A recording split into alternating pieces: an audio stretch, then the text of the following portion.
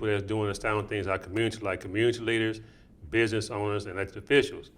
Politically Street is now politically endorsing podcasts, so anything that's said is basically on the guest that I'm interviewing. So with that being said, I have Ms. Joy.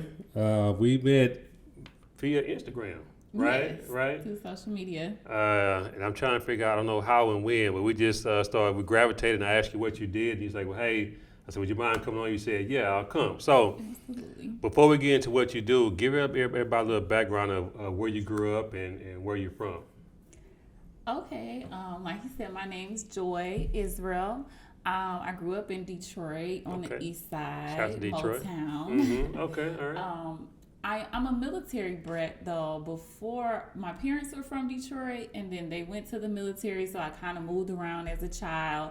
And then once they got out of the service, I moved back there and pretty much grew up there, middle school, high school, graduated. And then I myself went to the Navy. Gotcha, Navy. Wow, you know what? A lot of folks don't know this, but I actually applied, or I actually enlisted to be in the Navy, but they went the whole process, and I know how before you go in, you have to spend the night at a hotel, and then you go to the physical. Yeah. I got you. Yeah. So I got to that part, and we went in. I went to the physical part, and they just said, "Hey, sit right there." I said, "Okay." So I sat down. Probably about an hour or two. I'm like, everybody walking past me, so it's okay. Somebody comes to me and says, you can go home. I'm like, what? What you mean? like, like I'm enlisting. So, but apparently, because I had open heart surgery, they wouldn't take me. Oh. So who knows what would happen from there? You know what I mean? Right. So You might be on a much different path. That's but true. Here we are. That's true. You know, so from the Navy, like what are some places that you've been? You've been, I guess, stationed at. Yeah, so first I was stationed in Norfolk, Virginia. From there, we went around the Horn, meaning that we traveled down around South America and got relocated to San Diego. So from San Diego, I went to Japan. I lived in Japan for some time, and then I got out. So that Konnichiwa, is that? Konnichiwa. Arigatou gozaimasu. I know a little bit. I don't know a whole lot, y'all. So, okay. I know a little, just enough to get me along. Gotcha. So, how long are you still enlisted? Or are you? No, I'm a veteran. Vet. Okay. Well, we appreciate your service. You know what I mean. You. So, did you get any kind of combat experience? No, I was just out there on the water. But I am a disabled veteran. While I was in there, I had an injury, lower back injury, and so I have some complications with that, but the Navy takes great care of me. Shout out to the Navy. For that. Gotcha. Okay, so when you got out of the Navy, where'd you decide to get into? Like where is Joey at now as far as when she got out of the Navy? Right. So got out of the Navy. I was married at the time. My husband at the time, he was still in the service, so I stayed with him and just kind of became a Navy wife, trying to figure out what I want to do. I went back to school and got my degree in social work. And so I pursued a career in social work, which landed me to where I'm at now, and just my passion for the people. I've always had a passion for helping others and a passion just for my community, you know. And so after I got my degree in social work, I did a little bit of case management, working with kids, working with sexually abused kids that have been through a lot of trauma. A lot of our people are in the foster care system, so I did a little bit of that. And then I got a divorce last year. I don't know what to say. Congratulations, or I'm sorry. I don't know how to. All right. And so the divorce actually landed me here in Houston. And so I was like, well, am I going to continue my career in social work? I really didn't want to go back to case management. I was burned out. You know, it's a lot of work. I can imagine. It's very stressful. It's very draining. And then I got introduced to a new paradigm, a new way of thinking, a new way of doing business, and then I became the financial social worker.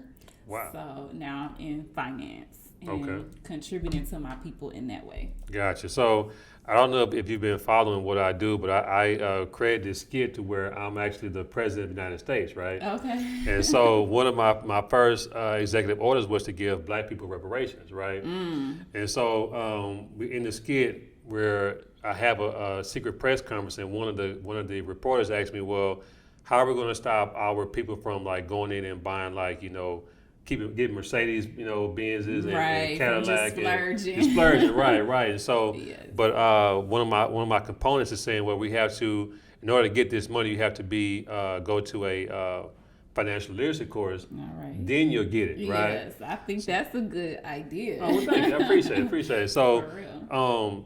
so how can we? So tell me exactly how and what you do as far as like helping with financial literacy. Great, that's a great question. So I went into business with my sister, Janae Stokes. You can follow her on Instagram, Dr. Stokes, the financial coach. She was supposed to be here, but she's also a doctor of nurse practitioner full time. So she's trying to balance the two. But anyway, I got introduced to this financial business by her. And what I do is I help people make and save money.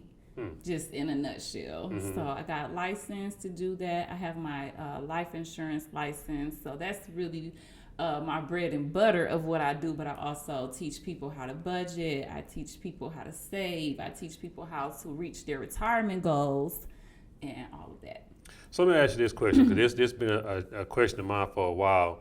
So let's say a person is only making $12 an hour in a full-time job, right? And they say, well, you know what, Miss Joy, I want to save, $100,000 for my retirement.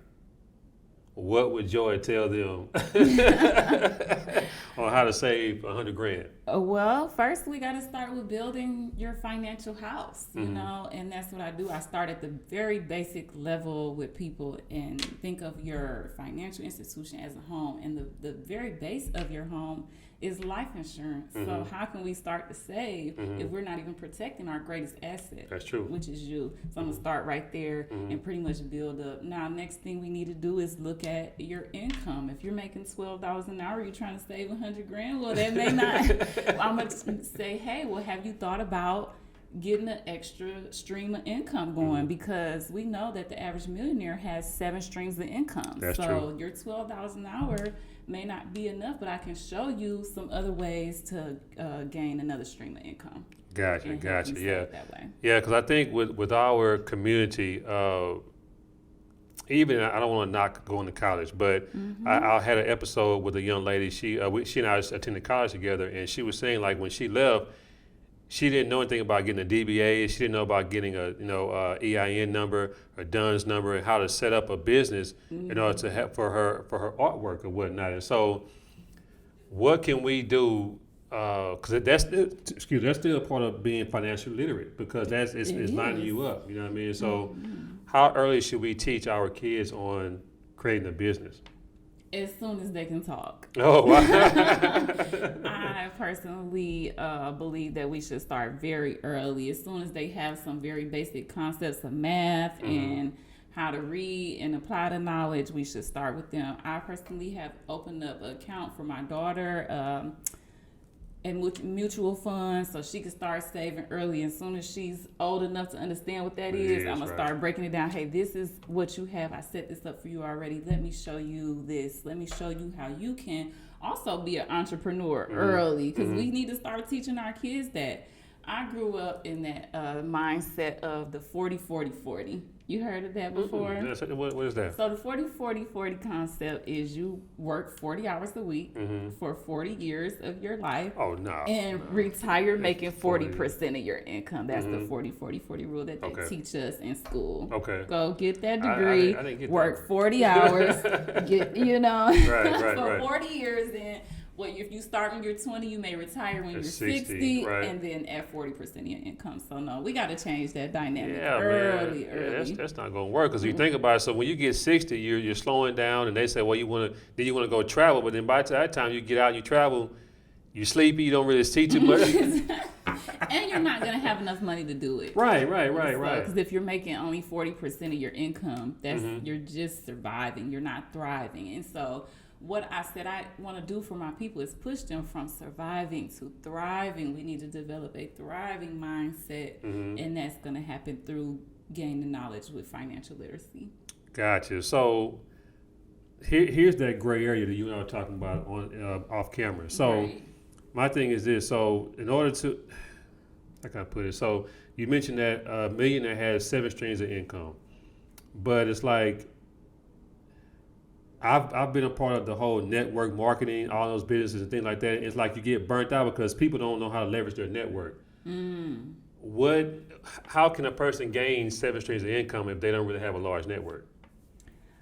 Well, you have to build it. I would say, you're going to have to shift your mindset. It starts with shifting your thinking because a lot of us have self-defeating mindset. That's true. I agree. Oh, I can't do it. You get rejected a couple of times and now you're like, the business ain't working. No, you're not working. Right. You're not shifting your thinking. You're not shifting your habits. You're not latching on to people who can show you. Because I feel like in our communities too, we're very competitive. Very competitive. We got to get rid of that competitive nature. And like you and I were talking about off camera, if you know something and you know something, I know something, we all come together and share that knowledge. So what I do, I didn't have the greatest public speaking skills. I joined this business. I'm like, I don't even like talking to people like that. You know what I'm saying? Like, I'm kind of shy. But guess what? Am I going to stop that from letting me reach my financial goals? Am I going to let my self-limiting beliefs stop me from being a millionaire or stop me from reaching my full potential? So we got to move out of our own way. I agree. And a lot of folks don't know this, I guess by looking at it, but growing up, I was a shy person, you know what I mean? And so, but when I started working at Foot Locker, slight plug, they had me on commission. And so it's like, well, you're not going to get me any money if you don't talk to people. Right. You know what I mean? So I shook that real fast, you know what I mean? So but I'm still an introverted extrovert, if that makes sense. Me you know too. What I mean? So, but yeah, so tell me what's your long-term goals for being in the company that you're doing, the financial leadership company? So right now I am in a multi-level marketing business, as you were talking about, one of the MLM businesses, and that's my foot in the door. That's a stepping goal for me to eventually have my own financial services business. So I'm also a public notary. I got my notary commission this year. Oh, congratulations. Thank you. I'm also an e-notary, and then I have my life insurance license, and then I do all these other financial services under that umbrella. And that's my goal, to have my own financial services distribution business. Gotcha. So with the mindset of our people, how can, they say life insurance is one of the hardest things you can sell to people. Even though everybody knows that we're going to leave out, nobody gets out of here alive. You know what I mean? So how are you transitioning that into a person that's only making $12 an hour? How can they afford life insurance?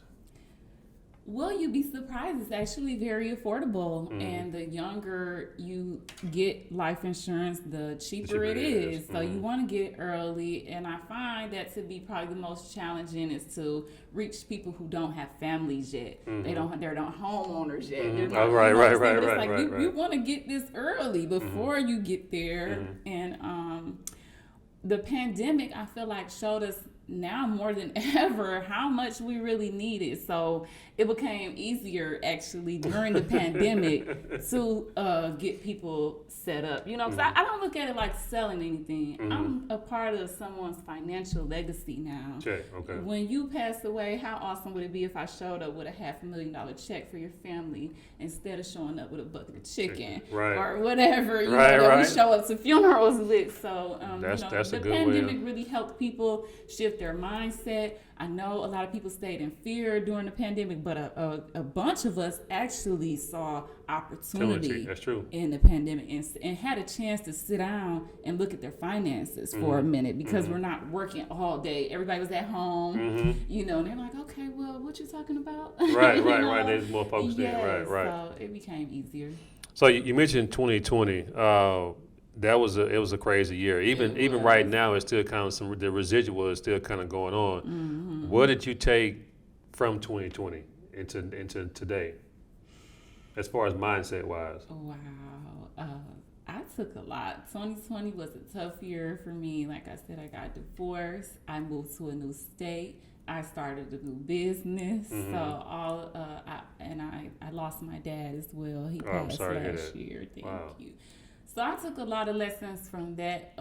Strength, was the biggest lesson, that I have to have strength to persevere through challenges. Life is going to keep handing me challenges, and how you move through it determines your fate, you know. And your origin does not determine your destination. Wow, that's you real. know, That's real. You're that's right. really, because I've been a lot of places, but I'm from Detroit. You know, one of the toughest cities.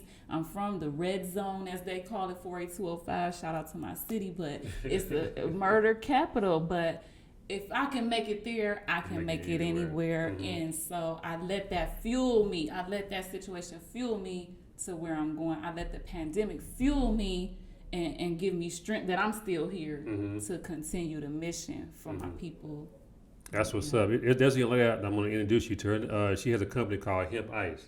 Okay. She's from Detroit. Nice. And so she migrated down here. Well, I don't say migrated. She relocated down here and came up with the whole product line of Hemp Ice, and it's pretty good.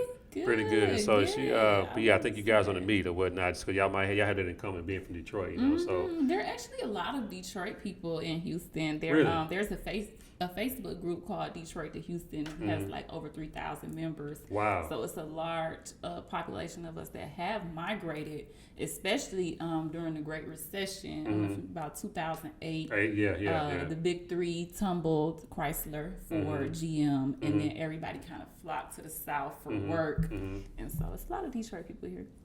Wow, yeah, I forgot about that, about Ford and all them other them companies up there. So are they still there, or they just downsized? They have downsized a lot, but the city is coming back. And this is now why more than ever you need to have financial literacy, because they moving into that city and gentrifying it. Yes, they are. Tore it down. They came in there, worked the people to death, and then everybody moved out. And then guess what? They coming in back, and buying that city up, buying up all the vacant houses for dirt cheap and fixing it up, buying downtown up, fixing it up, and it's so nice. The water was actually blue when I went home. Oh, wow. I said, what? The Detroit River right there, we have one of the largest fresh water supplies right there in Michigan. So the Detroit River was always known as like you don't get in that water, type thing. And it's like Galveston. Have you been to Galveston? Yeah, it looked like Galveston. But when I went home last time, the water was blue. So I'm like, this just go to show you, they cleaned that place up. And so we need to be buying up some of that property. I personally, that's on my goal list, to go back there and buy some of that property up. My grandmother grew up there since the 50s, and that whole street that she grew up on is damn near vacant houses. Just it's bad. It's bad, but it can be revived. They're teaching us to get these degrees and then leave our areas to the suburbs. But meanwhile, they're fixing up our city, because they see the value in things that we don't see the value in. We must begin to see the value in, even if something is not pretty, or it's not all made up, or What was that mayor name? Kwame Kilpatrick. Right. So I think that's why they got him, because he was trying to do some things from the outside looking in. Oh, yes. You know what I mean, to help keep all communities the way they were. And so they got him, I think, with basically trying to watch money, the same that they do. You know what I mean? He just they couldn't let him come in there and do that though. Yeah, straight up. You know what I mean? So wow, Detroit. That's interesting.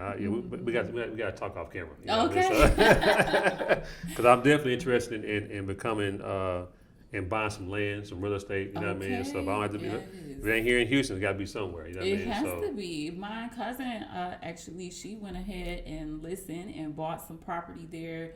Bought a house, $10,000. $10,000. $10,000, and I think she maybe put $10,000-$15,000 into a rehabbing it, and now she owns her home. You know what I'm saying? Like, that's unheard of here. This housing market here is going crazy. It's going crazy. It is. Yeah. Like, my mom just got a mortgage, and when she was shopping for her home, it was like basic homes, like $200,000 here. So yeah, that's about right. Yeah, real estate is good. I feel like that's another stream of income that we can get into. We can gather our resources with people and collectively start there. You know, if we are making, let's say I'm making $12 an hour, like you asked me before, you make it 12, I'm making 12, she making 12. we pull together right. our resources to create another stream of income for all Everybody. of us. I agree. Yeah, I agree. And what I admire about the Hispanic community is that they have a whole house with like maybe three bedrooms, but everybody come in and they split everything down the middle.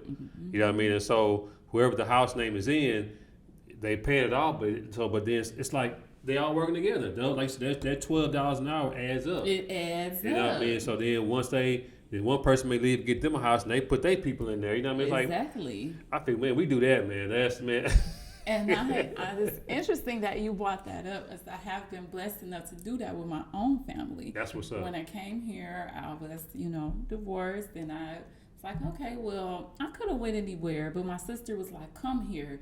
Let's pull our resources together and start this business. Sure. So my sister had a big 8-bedroom home. Me, my mom, my sister, my brother, we all lived there. We all shared the bills, and we all poured our money into our business. And now the business is up, is running, and we're just gonna push it to thriving, So that's what's up. That was pretty cool. And so now I was able to get on my own feet. I got my own place now, and but that was because we pulled our resources together. More people need to do that. I agree. Yeah, it's coming. Like I say, when we're talking off camera, I'm putting together something where we can galvanize our resources. You know what I mean? 'Cause that's really where it's at. So when I ran for city council a couple of years ago, my campaign slogan was building a community through unity. And I'm still on that. I haven't stopped, even though I didn't quote unquote win the campaign. That's all right. But I'm still moving. You know what I mean? It's a marathon. It's not a destination. It is. This community. Our community needs a lot of work, a lot of dedication, a lot of consistency, and where do you see? I want to ask you a question since you were in the city council. Wait a minute. Because I for real, I have been in this community too, working. Even before I moved here, I was part of BPM, which is a Black youth organization out of Jacksonville, Florida. And what I found there through working with the community was that like everybody wanted to be in charge. Sure. So how do we break that barrier of everybody wanting to be in charge and really like get together? That's a good question. You know what? I really don't know how to answer that because in some ways somebody has to lead the outfit. But I think what happens is egos get in the way, and that's how a lot of things kind of crumble. But I think if everybody know their role. And everybody stick to the plan, then it won't look like, okay, well, I'm leading the outfit, or okay, well, I have the final say. So I think if everybody have equal equity in what they're doing, it'll work. If that makes sense. Yeah, absolutely. Okay, all right, John. That's the first. I've never been asked a question, on my own podcast before. So, so before we get out of here, where can everybody find you? Website, Instagram, Facebook. Yes, I'm working on a website, but you can find me on Instagram. Only One Joy. That's ONLYONE Joy with the I JOI 20. On Instagram. All right, you can find me there. I'm also on YouTube. If you click the link in my bio, it'll take you to my YouTube video telling you more about what I do and how to reach me. Gotcha. But about Facebook? No Facebook? Oh, yes, on Facebook, Joy Boyd on Facebook. Gotcha. So before we get out of here, what is some advice that you would give a person that's wanting to start a business basically want to start a business and become their entrepreneur minded, but they haven't taken that leap of faith just yet? I would tell them to get a coach. Get you a financial coach, okay? Somebody that you trust and know that's doing it already, that can show you the way. We have a doctor, we have a lawyer, we have all these people to help us, but who's helping you with your money? Okay, so that's very important. And I wish that more people would have that sooner, because it's not something we get taught in school, financial literacy. So that's true. When you become of age, seek like-minded people, seek a coach, a financial coach, somebody that can guide you and assist you and help you to sort out your interests, because they're all kind of entrepreneur endeavors out here. That's something for everybody. It's a lot. It's definitely a lot. So, like I said, y'all make sure to go follow Miss Joy. Also, I'm on Instagram as well, PoliticallyStreet. I'm on my website is PoliticallyStreet.org. You can go by and pick up a T-shirt. If you support what I'm doing, I have a donate button. Maybe any little bit help, because like I say, this stuff costs money. You know what I mean? So I appreciate the support. I'm on Facebook as well, Politically Street, YouTube. Y'all go on there, click the subscribe button. I'm trying to get to 1,000 people by the end of this month. I made 220. Well, hey, you guys speak it out there. You know what I mean? Right. So, you know, but hey, man, I really appreciate y'all tuning in. It's Joy. I appreciate you. Hope this won't be the last time you come on. Yes. You know what I mean? So I appreciate you too for having me. Thank you so much. Hey, we got to build our community through unity, and that's what I'm doing. That's right. All right. So until next time, y'all. Peace. Peace. Hello, this is Joy, the financial social worker. I was just on the podcast recording with Politically Street. Follow him on YouTube. Go subscribe so he can reach them 1,000 subscribers by the end of the month. All right. Also follow me on Instagram at only1joy20. All right. And make sure you click the link in my bio and watch that YouTube channel. I thoroughly enjoyed it. The questions was live. It was lit. The content was epic. Y'all gotta check it out. All right. See you next time. Peace.